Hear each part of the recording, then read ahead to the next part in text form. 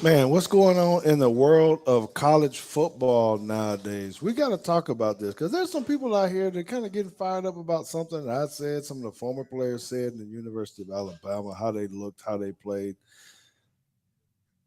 It's kind of funny when you go, when you just give your opinion, it doesn't seem that bad, but it goes viral like that and you get all kind of hate and things of that nature. So we want to talk about that today with a very, very special guest. Me and JT got to dive into that. And we're going to talk about some plays today. I got one drawn up here on the board. Don't worry about anything about it. We're going to show you some clips about this. Yes, sir. Roll Tide to everybody. I'm Roll Tide till I die, regardless of what I'm saying. But before we dive into the show, I do need to remind you guys, if you are listening to the app, please make sure that you do find us on YouTube. Okay, Teague's Take on YouTube. Go ahead and give us a subscribe to our channel because some of the stuff that you're hearing now, you won't be able to get all of it if you don't actually go to YouTube and watch us as we are drawing up plays and watching film on the board. So it's really important that you do that. But I want to go ahead and get into the show right now because it's going to be action packed and full of stuff. Let me bring in my co host for sure, JT, the marvelous one, the Oh, that's analytical a new one. one. Well, you're marvelous now because you gave me some grandkids. What's up, fam? I see Monica is in the house. Appreciate you for joining in and being a faithful Teague. I know you're a Gillette, but I adopt you into our family as well. So, JT, we got a lot of stuff to hit on. I know you're going to come from a different angle. You're busy, man. You're coaching. Didn't get to watch the game, so me and Marvin had to be talking to you a little bit about this stuff. What's up, Jo? Glad you're here too, and we got to hit on a lot of points, right? So anything you need to say before we bring in this special guest, who I will introduce here in a moment? Do you want to pay some other bills and promote your watch party real quick before we? Yeah, you are the man. You are so good. And I actually got that on my notepad, but that's what happens when you don't look at your notes. You just start talking and going on it. But this Saturday, Tide in Texas is having a watch party here at the Lantern where I'm sitting. Uh, First of all, you can find out some more information about it on tideintexas.com. But it's going to be a little unique and a little different because I will be shooting a live stream at the time, talking about the plays, breaking it down, visiting with the fans in person, eating some hot wings and all the other stuff. So you guys need to come on out here if you're in town, right? In town, come on out to 6205 Coit Road in Plano, Texas. If you're out of town and you're listening to this, you can surely join in on millions.co. Go to my page and click on the stream. Put your questions in, and I'll answer them or I'll talk to you directly about it. There'll be some more announcements about what's going on this Saturday as well, but that gives you a good spot. Man, that's a pretty nice graphic too there, JT. Did you do that? No, you didn't do Nope. that. Okay, so we will have that. All right, so let's get into this, man, because we went overboard last time, and I wanted to bring in somebody. So one of the things I wanted to do with Teague's Take this time was bring in some special people that were on the offensive side of the ball, defensive side of the ball, some analysts, uh, which we had like last week. But this week we got Marvin Constant with us. Marvin Constant, if you don't know this guy, he's a living legend at Alabama, right? He's a co-host of the Bama Standard. You can catch him on Tuesday nights. They might do multiple nights. Is that correct, Marvin? You still Tuesday nights at Tuesdays at 7, six. Tu- Tuesday 6? nights, 6 p.m. Central, 7 p.m. Eastern. There it is. So I got the 7 right, just Eastern. Um, but they always keep it live. They do got a real live comedian on the show who talks about it. Alabama football as well. And he always has a great analyst with Stephen A. Justin Riley and him, Bo Scarborough, and a host of or a plethora of other Alabama players that come on and visit that too. So you guys make sure you check that out. But you need to know that he played at Alabama 96 to 99, right? He was an all SEC 98, 98. 2000. Okay. And this dude used to bring the heat. And that's why I need to talk to him about what's going on with our defense because he used to bring the heat. He had a very miraculous play. I believe it was against LSU, a big goal line stand, a big hit.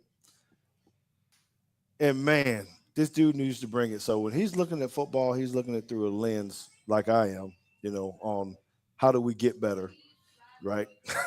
And sometimes that's just toughness. But you can't see him if you're just listening to him. But he's got a good head shake going on right now. Like yes, so I'm really interested to hear him talk about some of this stuff tonight.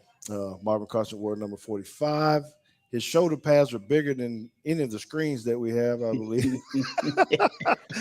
Back in the day, he didn't have on no neck roll, but he might as well put on a neck roll, man. Big as them shoulder pads was.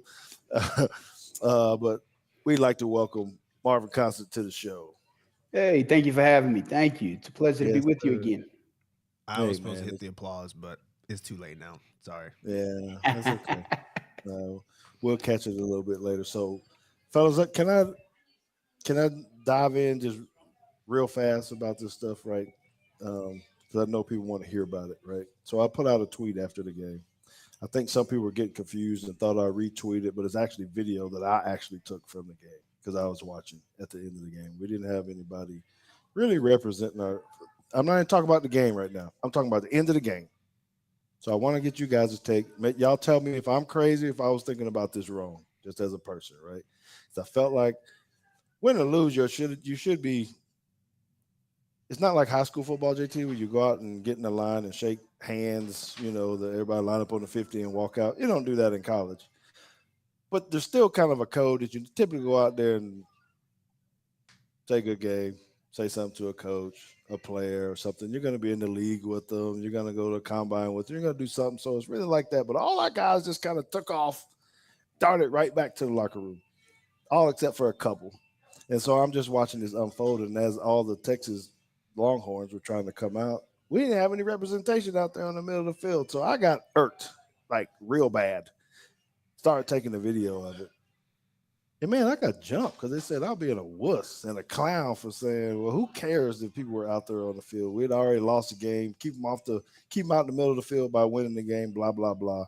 And I took offense to that. So after 4 million views later, I had to mute my phone because of getting too many messages from all these Longhorn fans saying that I was a jackass and didn't know what I was talking about. So did I overreact? I'm gonna start with Marvin right out the bat. Did I overreact just for saying we should at least had some representation, not just during the game, but after the game, out towards the middle of our field? The fact that they left the field the way they did, that's a sign to me of how much they really don't care. Because the fact that you just got the doors blowed off you at home and you just bolt straight to the locker room and you don't even have enough sportsmanship about yourself to, if even if it's not with Texas, fellowship with your brothers and say, hey, needs to be a time where we reflect and figure out what we need to do so that nobody else ever comes in our house and does this to us again. But instead, you break out to the locker room and next thing you know, y'all posting on Instagram.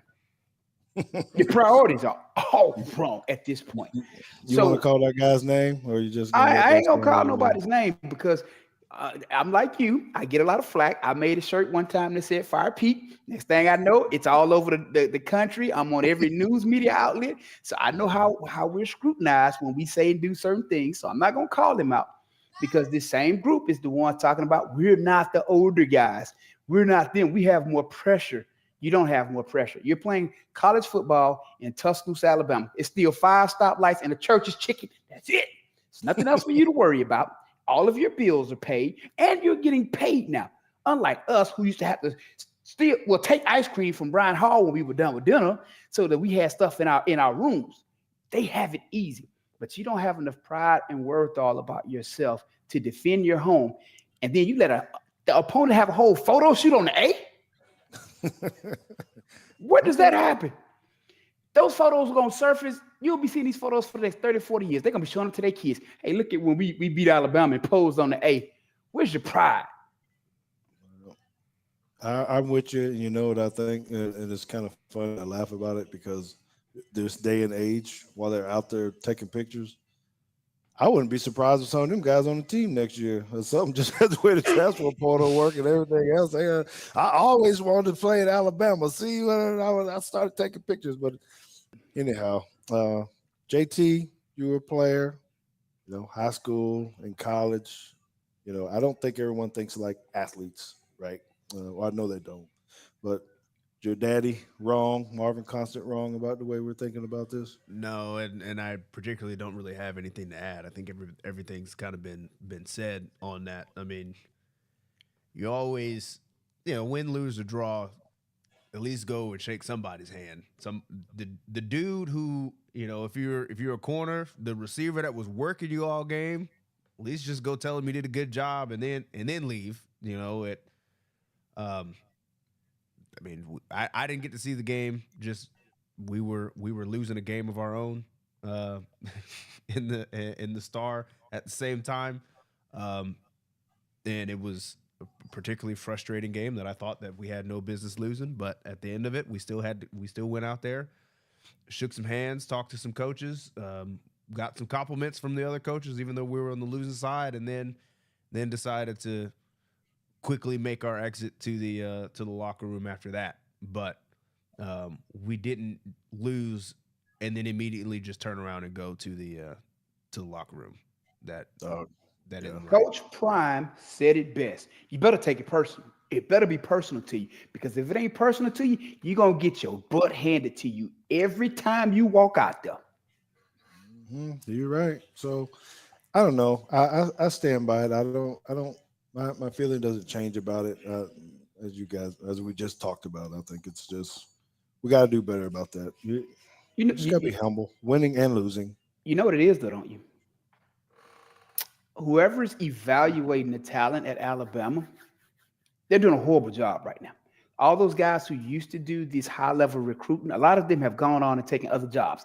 And the guys that have come in and taken filled those roles, they're not doing their due diligence when they're scouting these kids. Because here's the reality: when you're recruiting these kids, you better know the difference in what you want. Because there's a difference between playing for Alabama and representing Alabama. Anybody can play for Alabama, but do you have the guts and what it takes to actually represent Alabama? Because if you got what it takes to represent Alabama, what happened Saturday wouldn't have happened. Well, so okay, so I was on 105.5 station in Mobile today. I kind of brought up something about that, but how much different is that? Is it harder for them to recruit or really analyze if the way that the portal is now that people, you and I probably dreamed of playing at a place like Alabama. Some people grew up with doing this, but how much is that really happening now? Kids are going to four different high schools. They're not even tied into their local high school anymore. Now they're going to college. There are two or three different colleges. So are they really in it for the brand, or is it just these NIL deals? Can I play? And how much of them really understand, like you said, the blood, sweat, and tears when we were talking offline, all the things we did beforehand to set this stage up for them, and then they're there. Are they really there for? Do they really even care? Like you said, you got guys that are finishing the game, go back to their dorm or their apartment now, and start worrying about how many follows or likes they can get on their Instagram posts. And just as happy as can be, and got the girl on there. When I know when I lost, I didn't want to do much of anything. So maybe go to the bar, have something to drink, sit down, go back to the dorm, and figure out, man, how did he just this dude just smacked me in the face, which that did happen to one of our players, and nothing happened, you know. Um, so, JT, do you think anything? Could there be some of that where it's just the way kids are growing up nowadays that they're not really tied into a university and Well, wanting to go there? yeah, but I think that started well before NIL. I think that started once you started having the way that TV contracts are, and like once recruiting started becoming national. When you got guys coming in from California and Oregon and Maryland and DC, right? Like those guys didn't grow up wanting to go to Alabama. They're at Alabama because Alabama is the best place for them to get to the next level, which is true. And I'm not particularly saying it's wrong, but that's part of the recruiting pitch, right?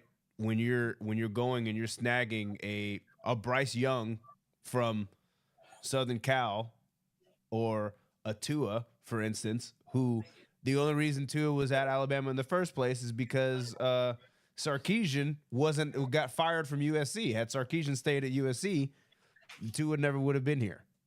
So I think national recruiting and the way that even Alabama, the way they set up their schedule in the later 2010s, I guess, where they're playing their first game in Texas against Wisconsin or USC.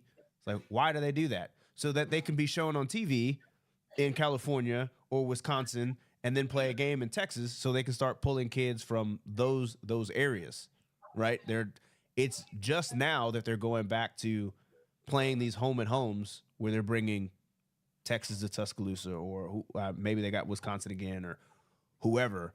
But when you got guys coming from all over the country, it's going to be very hard for them to have that tie to the university because Alabama's a national brand, but they're not the biggest brand in Dallas, that's for sure, right? That's true.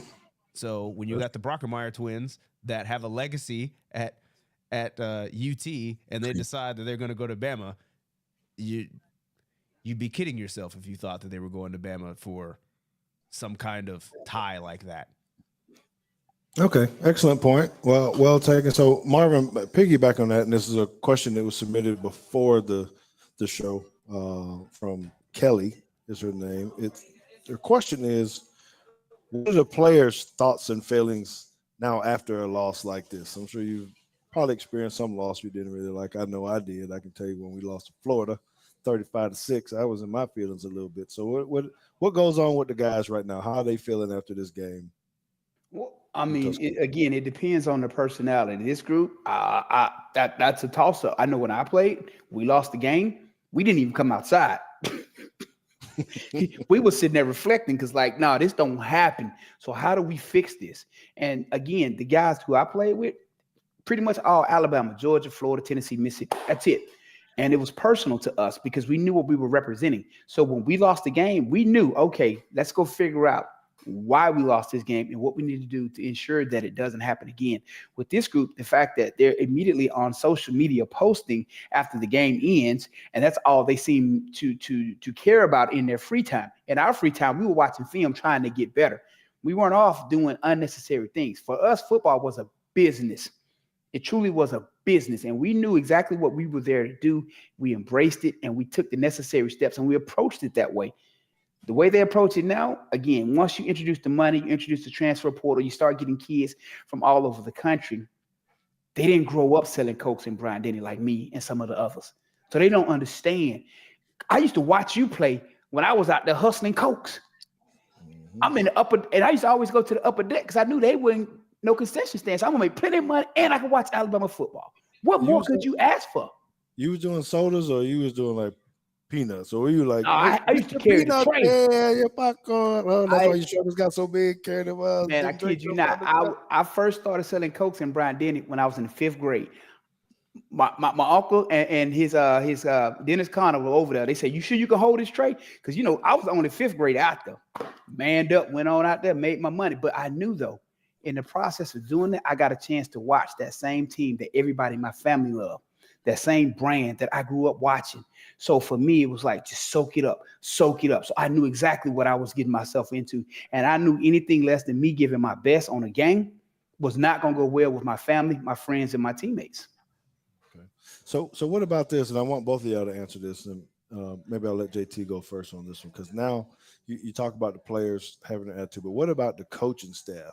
I think JT just said he just came off a loss where maybe he thought they should have won. What's going on with the coaching staff now? How are those meetings? Does the attitude of the coaches change this week of practice after you may have gave away one that you maybe thought you shouldn't have, or you didn't play as well? JT, what do you think first? Then Marvin. Well, it did for us. So just speaking from experience, you're reevaluating your practice schedule.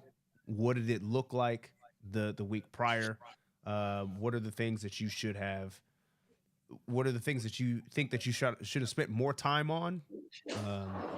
maybe adjustments you should have had in your back pocket, maybe some more self scouting. Um, things like that. I think for us, it was kind of easy to figure out what went wrong the week before and that you try to correct this week. Um, whether or not you accomplish that is a completely different story. But I do think that there should be some talk amongst the staff because at the end of the day, as one of our coaches like to say all the time, you're either coaching it or you're allowing it to happen. So, um, whatever's going on, that's either what you're being coached to do or what you're just allowing your players to do. And I think we'll, I guess, look at some of those things schematically with a little more critical eye as we get towards the end of the show. All right. What about you, Marvin? What's the coaches doing? What's Nick Saban or I don't know, and these position coaches doing right about now? Well, I made this point last night on our show. JT, when you grew up, your dad was probably hard on you. He was tough. He rode you, and he made sure you did everything you were supposed to do. But he treats those grandkids a whole lot nicer, right? I feel like as Coach Saban has gotten a little bit older, he's gotten a little too nice. And he said in his own press conferences that he's not as tough as he used to be, that he let certain things slide. When you start letting things slide, that's when you start getting cracks in your foundation. And when you get a crack in your foundation, your house going to collapse and fall in on itself. Bottom line. Now, are the coaches that we have now as good as the coaching staffs we had in the past?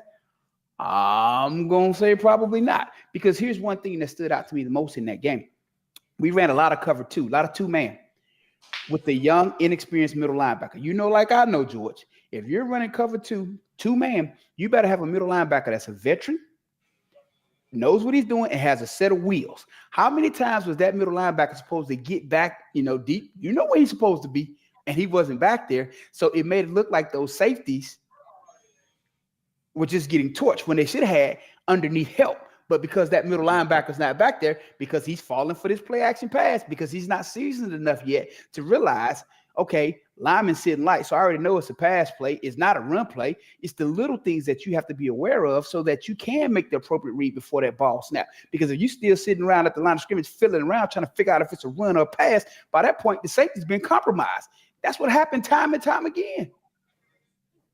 A lot of explosive plays. I think you actually got the opportunity to hear Nick Saban talk about that. It is halftime deal. I was kind of shocked to hear him even say that. Hey, they just gave up too many explosive plays, which we will talk about a little bit later, right? So Marvin said, hey, letting things slide. I think me and JT are going to have to hit on that again because one of the things we broke down on the show last week actually happened right back again on the very first play of the game, and my arms were up in the air like I don't know. Screen pass. Well, before we get into that, let's answer a couple of questions. So we got one from Justin. Josh Pate mentioned that one of Alabama's problems is no longer having elite coaches on staff. What are your thoughts?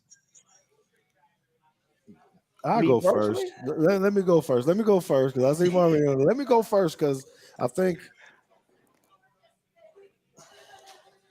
I don't know that you cannot be elite and be coaching at Alabama, right? I'm just saying it's not like you're just going grabbing some new high school person or something. You should have some experiences in doing this. So I don't know if you mean elite by like years of experience, George, at the collegiate level or what? George. Yeah. He did hire Pete.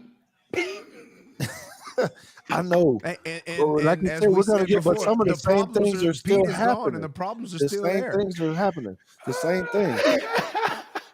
So I don't even know who to blame on that. Yes, you do. Well, yes. Okay. But it's just,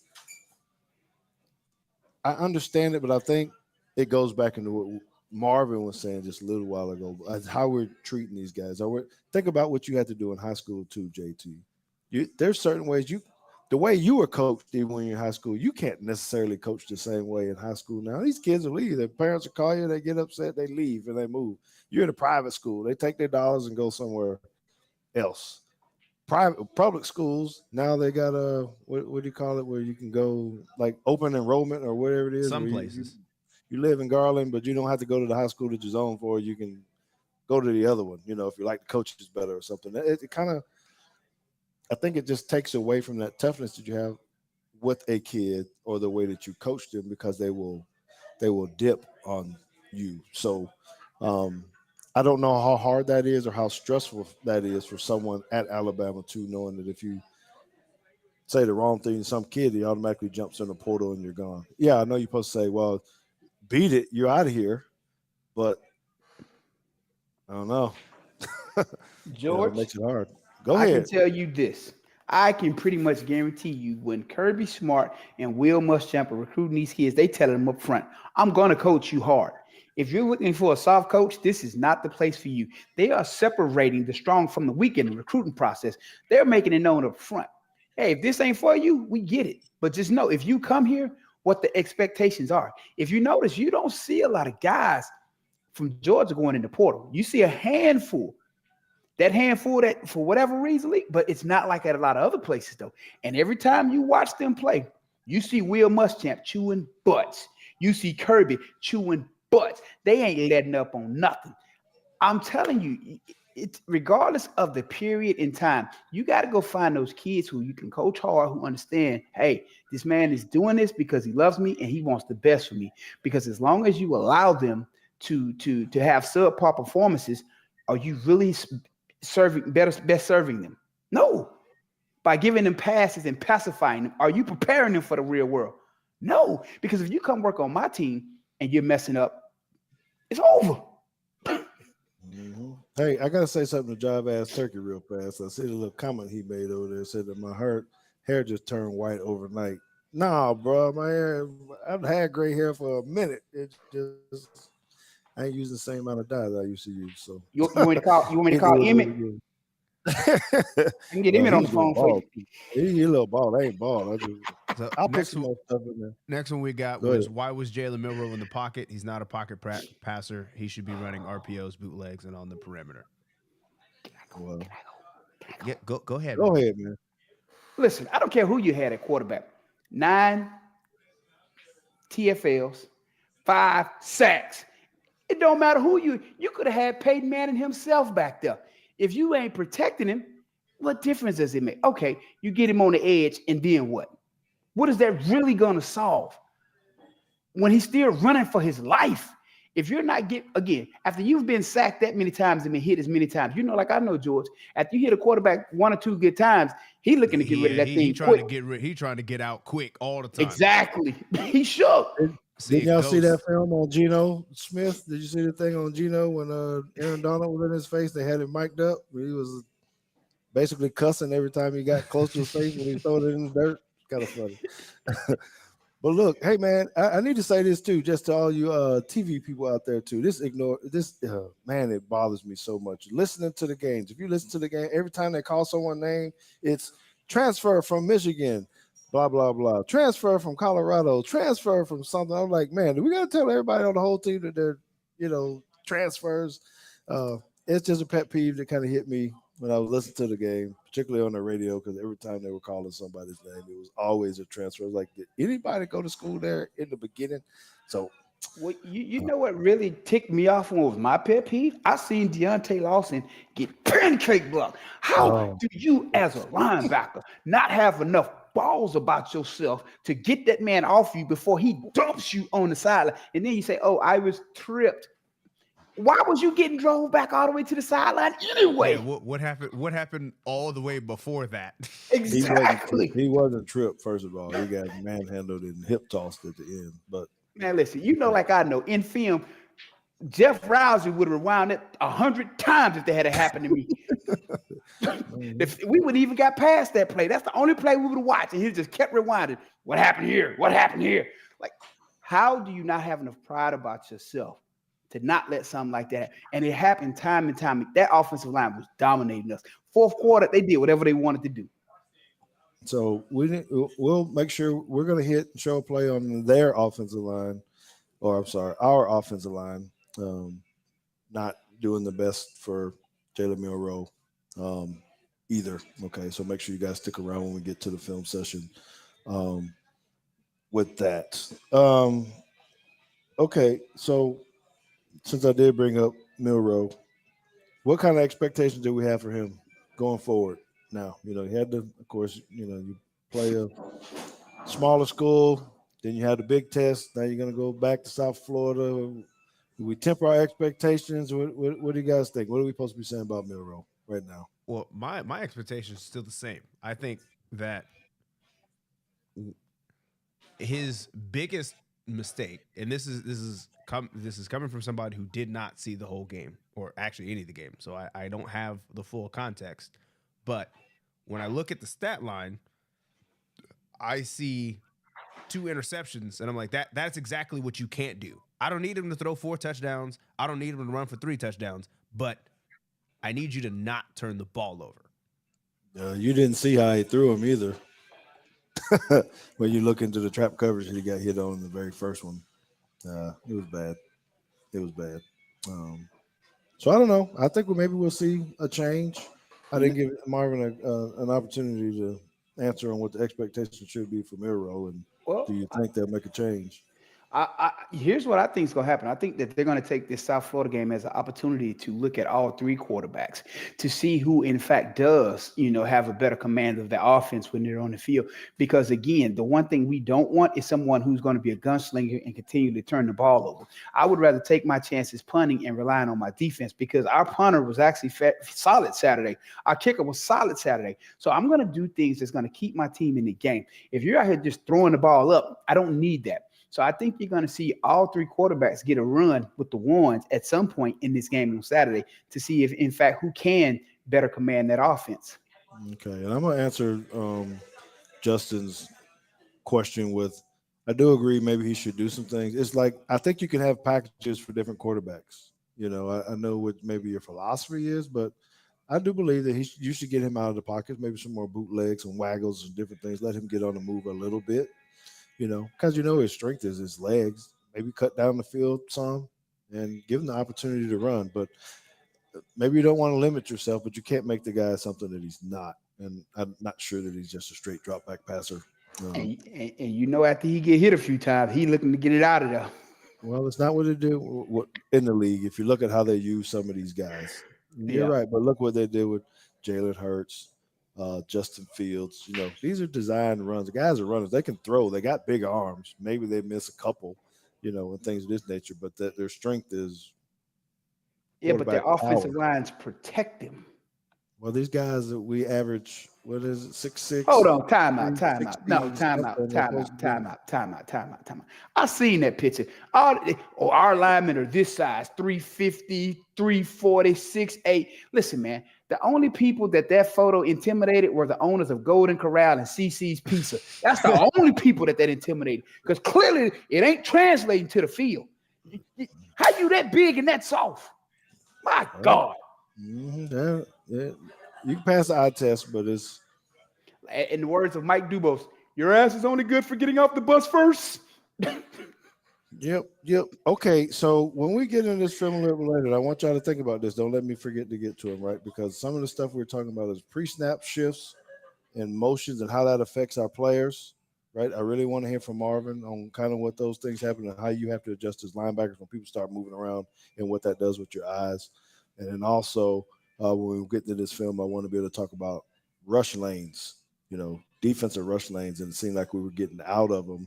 We're worried about how do we get pressure and things. But if you're not in your right rush lanes, don't look like you really got pressure. The guy steps up or move out or do whatever. So I want to hear that from Marvin and maybe what JT maybe be teaching a little bit in high school too when he's talking about Oh yeah, really well, running. yeah, I would love to maybe show my board too because we have there are certain things that we do and do not do when people start moving around, and there's a certain principle that we follow to make sure that we can still we try to keep it simple and also handle our responsibility when people start moving around and you start getting all kinds of crazy formations. Okay, so we're getting close. I want to be able to segue into the board if we can, right? Hopefully Sure. everybody's okay with that. Um, but I need to give one more announcement really quick because I thought this was pretty cool. That the Titan Texas here, I'm a big part of it. I love being in it. They raise money for scholarships for kids to come to the University of Alabama. They got a limited number of tickets on sale for Bama's Texas A&M game on October the 7th. You can go buy those tickets at Titan Texas, TitanTexas.com if you want to get there. If you don't secure a pair online, they're still going to have them available at a raffle at Bonnie and Clyde's and at the Atlanta Street Grill and Tap House where I am at now. So you need to be visiting these places. Try to get yourself some tickets. You can get them through raffle or you can just flat out go buy them. So make sure that you do that. All right. That will be extremely important. All right, y'all. So let's my last question, then film. Y'all good with that? Okay. Last question. Caleb Downs. Y'all watch him. I know JT didn't really see him play. So I think the dude is a dude from what I can see. I really kind of I want to hear what Marvin say. He was coming up out of the middle of the field, lighting people up. He's young and all that kind of stuff. But when you compare him and Malachi Moore, who do you put as a better dude at this time? Marvin, what do you think? Whew, Malachi played a great game. What do you call several fumbles? Oh man, Malachi was the one person who I felt like was bringing the intensity and the energy that everyone on that defense should have been bringing. Downs had a few, freshman mistakes. He got beat deep on a touchdown. Well, like I know, you got to be deepest to deepest, and he let that guy get behind him, and he got beat. So a few small mistakes. But again, as a freshman, I get it, I understand. But Malachi right now is showing that, hey, I am back to the old Malachi from 2 years ago, and I am ready to do what it takes to take this team to the next level. But he just needs a little help along the way. So right now, I like Malachi. All right, I'm down with that too because the plays that first quarter, Malachi basically took over, calls fumble, Yeah. big hits. I mean, he's just doing his thing, broken PBUs. I mean, he was all over the place, so it was really fun to watch him uh, be back in the old form because I didn't really Mhm. know it was going to be because after I thought he was hurt after that first game, I really didn't know. Well, I was glad to see him out there, and he played a solid game. Malachi is one of those guys on defense. I can honestly say he played a solid game. But some of those other guys, I know you were talking about pressure earlier. We never even touched their quarterback. What pressure? He All was right. back there eating chips and popcorn. Okay. Well, I want to leave this part for JT to say what we're about to get into and give the instructions on what people need to do because I messed it up. Yeah. So if you are listening on the audio only version, now would be a great time to stop that, find us on YouTube, and find the Teague's Take channel. Make sure you hit the like button and the subscribe button so that when we do these film sessions, you'll be able to catch those and see those. If you are already on YouTube looking at all three of our faces, there's nothing for you to do. Just stick through this outro real quick and we'll get into film. We'll break down some stuff. We'll get on the chalkboard, or I guess we don't have chalkboards no more.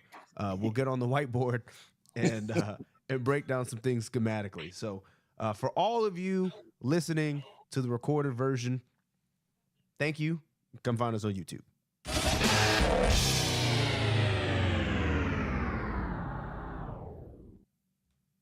All right. And we're back. Okay. So the good and the bad and the ugly. I got some good and the bad, and I didn't put my ugly up there because I didn't have enough time to try to find the play that I really, really wanted to show on my ugly. But so which way I want to start first? You want to go good, bad, good, bad, good? What is how y'all feeling? Start How with the many bads you bad, got and how end with the many goods you good. got? Two bads, two goods. Guess we can finish on Maybe Positive note. Finish on maybe a maybe a positive. good. You're supposed to do the compliment sandwich. So on I the think outside. you're supposed to do good, bad, and then good. Okay, then let's go. Good. I don't know how hard it is for you to find these plays though, JT. Because I I want to. got him. You just hold on. Let's start with the defensive play first, Which one? where it is unbalanced. Unbalanced. Is Okay. unbalanced. Has they're near our goal line. You probably I don't know. You just gotta tell. You just have to tell me what number it was in the text message you sent me. Give me a second. I'm okay. It is number 3, I think. This one. Yeah, that's it. All right, stop right there. Okay, so, and I do want to hear from Marvin on this a little bit, but let me set the stage because I feel like there's a little bit of educational pieces in this too, and why I thought it was good because it was adjustment and alignment they tried to put on it. So, this is a formation where what we typically call unbalanced, right? Both those receivers are at the top of the screen. Got a tight end that's kind of off and flex, 2 running backs in the back. So there's nobody down here at the bottom because everybody's at the top. So this is a very important piece because if you don't get lined up right, it could be issues in the running game and the pass game. So I don't even want you to run the play yet, JT. So when you see this as a coordinator, right, what are you typically trying to tell your guys when, how do you even recognize this at the jump? Yeah, so matter of fact, believe it or not, this happened to us on it almost like this. We did have a receiver out here that didn't have 2 backs. So at least at our level, there's a couple of things that I would say. One is you got to know how to count receivers. And if you don't have anybody out there, the dude on the line of scrimmage is your number 1 receiver, right? That's kind of like rule number 1. If there's nobody out here, the end man on the line of scrimmage is the guy. You have to find a number 1 receiver. There will be a number 1 receiver on your side of the ball. There has to be, because that is how the rules of football work. The other thing, just in case I have any of my own players listening to this, is if that dude on the end man on the line of scrimmage, even if he's lined up as a tackle, if he has a number that is less than 50, he is an eligible receiver. Just cover him. Even if you don't know if he can go out or not, if his number is 49 or below, cover him. So anyway, looking at this tackle as a corner or a safety, you should know if you don't have anybody out here, that tackle is a number 1 receiver because of how the rules of football work. Excellent. And the other piece would be at the top.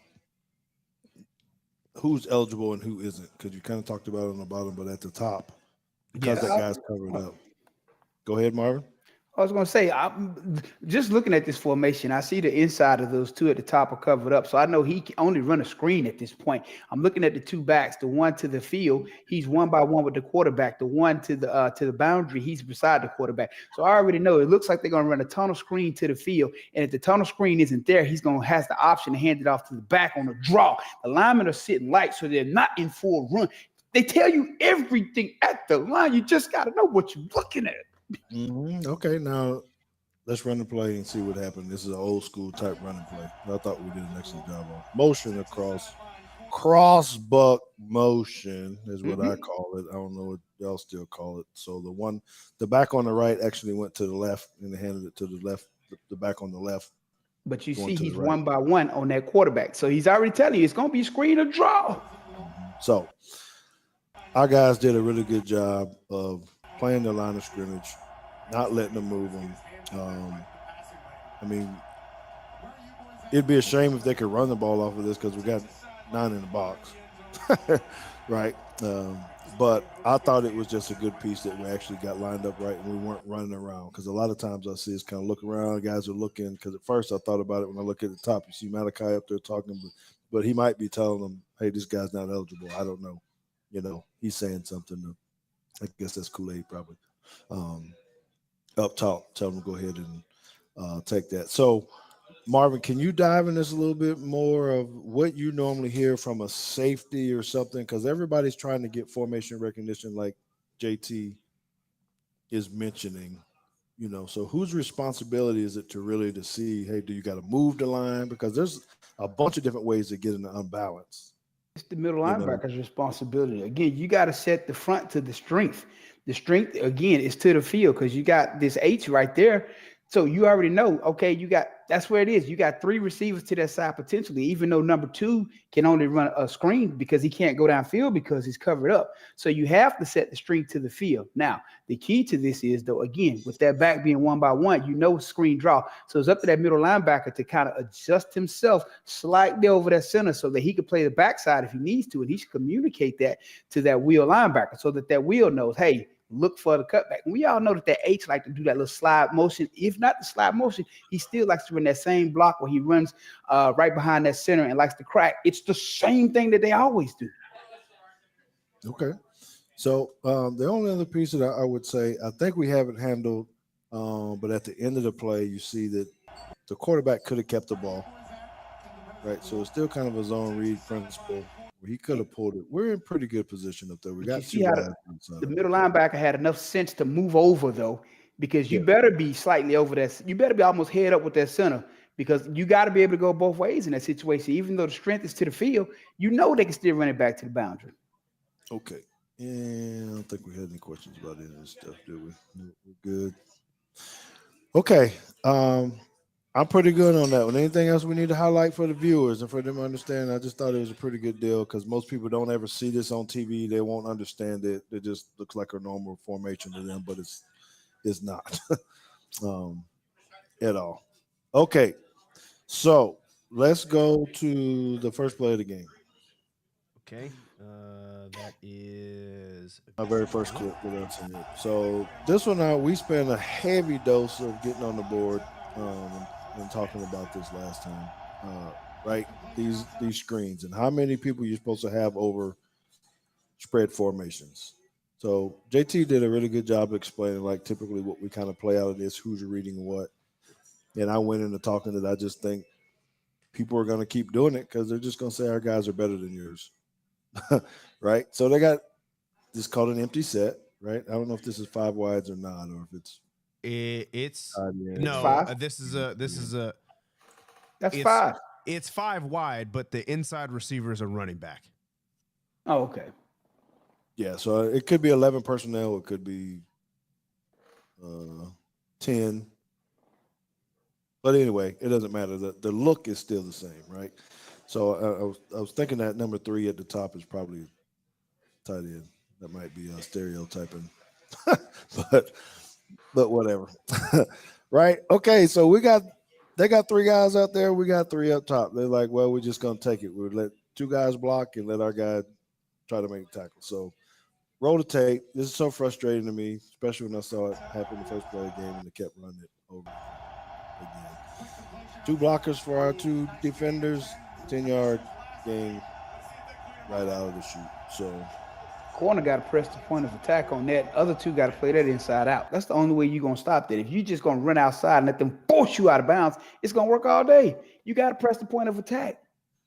Well, yes. And I just think that, to me, this is where we're looking at scheme. Now, JT, we can go into this however much you want to. I know we hit it hard. It just so aggravated me because this is the same thing we've been talking about for years, seems like. Yeah. Well, so for me, I guess the first thing is how they set their strength here, because it's kind of a philosophical difference for me as a defensive coordinator and I guess Kevin Steele and Nick Saban, because I see formation into the boundary.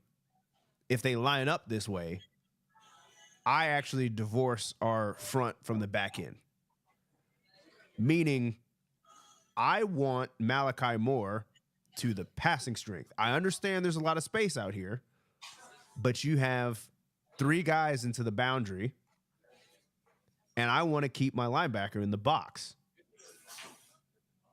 instead of having him walk out over the bunch. So I want to shift the linebackers out towards the field, bring a safety a little bit closer, and put Malachi Meaning Moore. the safety at the 35? Are you talking about the 35? You want to put Malachi Moore on the other side? I want to put Malachi Moore where I don't know which linebacker this is, but whoever this is that's standing on the 28 at the top of the numbers.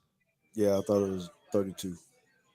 Or The jersey number 32. Oh yeah, it might be the jersey number 32. Yes, I want Malachi Moore here. I want him back in the box, and this looks like Downs maybe to the field, and I want Downs a little bit closer. I got you. So Hopefully y'all now can I have understand an that. actual, like, by You got numbers, more I have 6 in 4 the over Bucks. 3 because there's no space over there. And Go I ahead, will Marvin. press and I will press the point of attack. I'm not gonna let you get in that. No, you come out of net, I'm pressing the point of attack every time.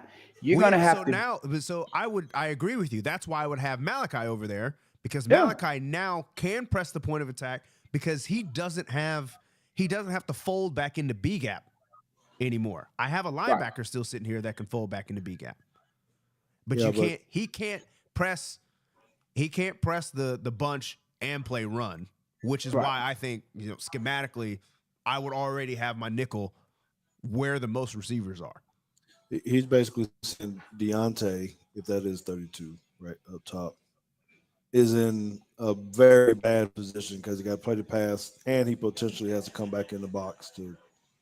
Oh, I know there's no running backs back real there. And not quick, only that, we had a question come in late about the previous play. He says, "How can they have 2 wide receivers on the offensive line and none on the other side? There has to be 2 ends." That's not true. That is, that's the easiest answer is that's not true at all. I was like, huh? No, you got you. So you just have The to. rule is you have to have 7 people on the line. It doesn't matter where they line up at. You just have to have 7 on the line. And whoever are the 2 people on the line that are on the end on the outside. are, yes, on the outside are eligible receivers. Whether that is a tackle, you could even do something as dumb as put Unless the their center number on is one in side between. and have guard, tackle, and the Yes. center would now become eligible if everybody else was to the left of the center. That is Not in college though, because the number, like what you were saying before, he's not eligible with a right. What a high 66. number. Correct. There are Except in the pros. Except in the pros. So if you listen to the pros, they have to say number 60 is now eligible. So they have to report so you can't trick people. Correct. You can't trick people in college. So anyway, sorry to interrupt. But anyway, now that we've answered that question, let's come back to this play here. Right when I put my BLT in my mouth. Thought you had some more to say. Okay, well, to me, I just think we got to get this fixed. Or we're going to keep seeing it week to week to week, right? So at the halftime, while I was sitting in the box, I was very upset because they got into this kind of look in a bunch of different ways. Motions and shifts and all this kind of stuff, and still basically run the same concept throughout the whole game, well, throughout the first half. And then the second half, they kind of changed because then we became vulnerable in the middle of the field. So if you look at this formation, it's still pretty open, which Marvin Constant was talking about whether or not the linebacker gets enough depth to help those safeties or not, and we didn't. So, okay, I'm done with that one. The next play would be the offensive play, which was our offensive play when Jalen Milroe scrambled. So it was a positive game, but ooh-wee. All right, there's a lot to talk about this one. Because there's a lot of people cheering on this play because he had a 10-yard gain. But if you watch it unfold, you got the back end? Did you send me that one? I did. But just look at this while he's trying to find this. It's if you look at the top, they don't even have anybody outside of our right tackle, first of all. So it looks like they're vulnerable, right? But if you watch our left guard and our left tackle, they basically have what's called a twist coming at them, and they got to shift. They got to pass these guys off. And I know Marvin probably loved this as linebackers when things started to open up. So if you can concentrate on the left side, this is what I want you guys to see and where the problem is. Now Parted like the Red Sea. yeah. So go ahead and All right, there's a twist. The defensive end on the bottom side of the screen is getting ready to go inside, and our left tackle and our left guard should be switching guys. That doesn't happen. So if you watch Proctor, oh boy, and the guard got beat. So there's a lot of people in Jalen Milroe's face. So when the question was asked about Milroe and blocking, just look at the amount of pressure that he has in his face fairly quickly. There's three of them there, and Yeah, we weren't going to block them all. it's actually, let's see. It's a blitz. I'm just doing quick timestamps here. So at this point, we're like 0.6 seconds into the play. That's too fast, bro. I mean, for him to see that kind of So basically, opposite color in his face. right. He has less than a second to get the ball out. Yeah, they're so right up on the him. snap. I don't have milliseconds or anything on here, but the snap was at 2 seconds, and I paused it at 3 seconds. So this is one Mississippi into the play, and we have and the worst thing is that black line that you see on your screen. That's the line of scrimmage. That's where the ball was. We are currently like 6-7 yards away from the line of scrimmage. We got 3 O linemen with their backs turned 6 yards deep from the line of scrimmage. As an O lineman, you should not. You should never be looking at your quarterback. No. That looked like a pretty good comment by Crimson Tide Beast saying there's an article about they were reading Proctor doing pre-snap and his posture would give away run or pass. I don't know what the down and distance was. I should have looked at this. I think it was second down. But either way, that's too much pressure for any quarterback to have. And one person I did talk to post-game, JT, because he's a Texas alum, Jonathan Scott.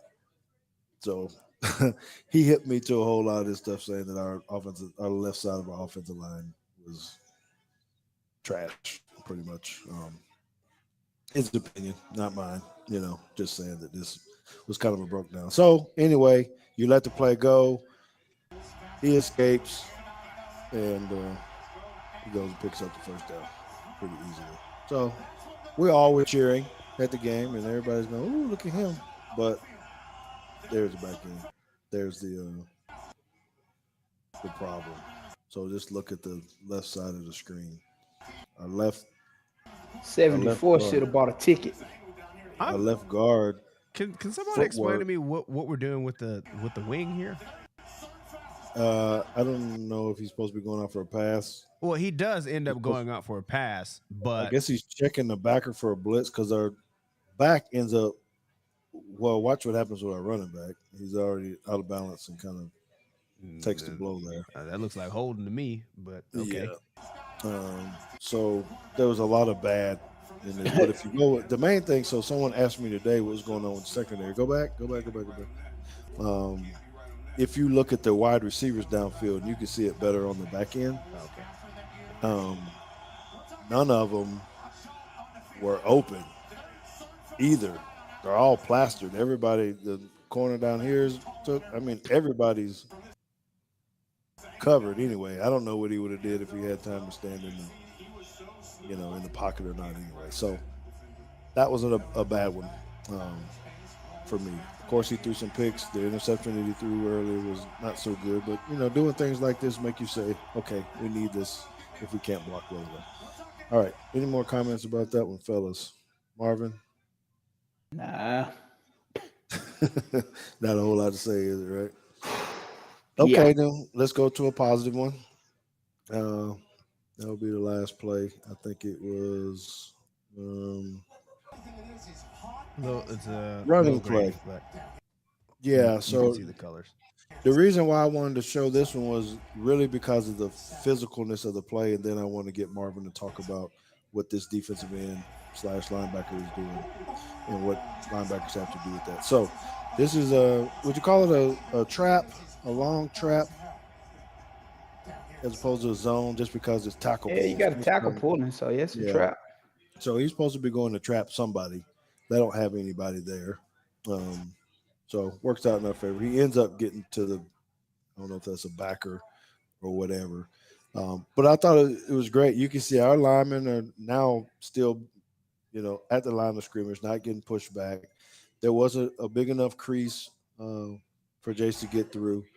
So he goes, and what I like at the end is that he actually took it to this defender. Get off me, to make some things happen. You see people start get hyped. The crowd got hyped and all that kind of stuff too. So Marvin, what I want you to talk about is from the Texas side, the defensive end at the bottom, because this could be his own read as well, right? One at the top or the bottom? The one at the bottom. Right. So, where the puller is leaving from. Yeah. He should have got in his hip pocket. If he gets in his hip pocket, he makes the tackle in the backfield. Well, it's okay. So I want to ask you about that. But who's going to take the quarterback? And this is why I say I'm giving this in the piece of, because if Milroe pulls it, the safety should have been replaced. Got to have something. Well, he could get blocked. I'm giving a lot of ifs, but he's in pass coverage on the slot. Yeah, right? and this dude's actually running a route. Yes, and he's running a route. So, and that's how. Well, you got a mismatch then. Numbers in your favor.